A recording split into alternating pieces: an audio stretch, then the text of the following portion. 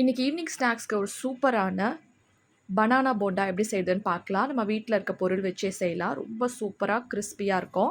இப்போ ஒரு பாத்திரத்தில் கொஞ்சோண்டு தண்ணி ஆட் பண்ணி கொஞ்சம் கருப்பட்டி, நான் வந்து இன்றைக்கி 3/4 கப்பு கருப்பட்டி ஆட் பண்ணியிருக்கேன். நீங்கள் வெல்லம் கூட ஆட் பண்ணிக்கலாம்.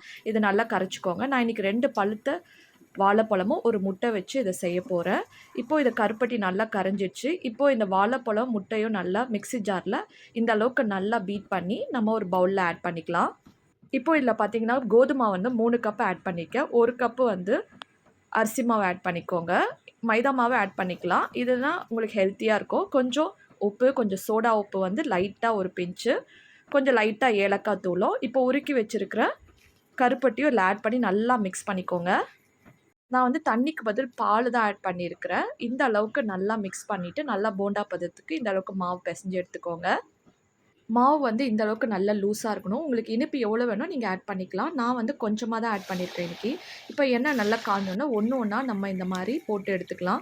பாருங்கள், போட்டோடனே நல்லா புசு புசுன்னு வந்து ரொம்ப ஹை ஃப்ளேமில் வைக்கக்கூடாது. சிம்மில் வச்சு இந்த அளவுக்கு நல்லா கோல்டன் ப்ரௌன் கலராக நல்லா வேக வச்சு எடுத்திங்கன்னா ஒரு சூப்பரான ஈவினிங் ஸ்நாக்ஸ் ரெடி ஆகிடுச்சு. இது பார்த்திங்கன்னா சூப்பராக இருக்குது. டேஸ்ட்டும் செம்மையாக இருந்தது. உங்களுக்கு இந்த வீடியோ பிடிச்சிருந்தேன்னா லைக் பண்ணுங்கள், ஷேர் பண்ணுங்கள், சப்ஸ்கிரைப் பண்ணுங்கள். தேங்க்யூ, பாய்.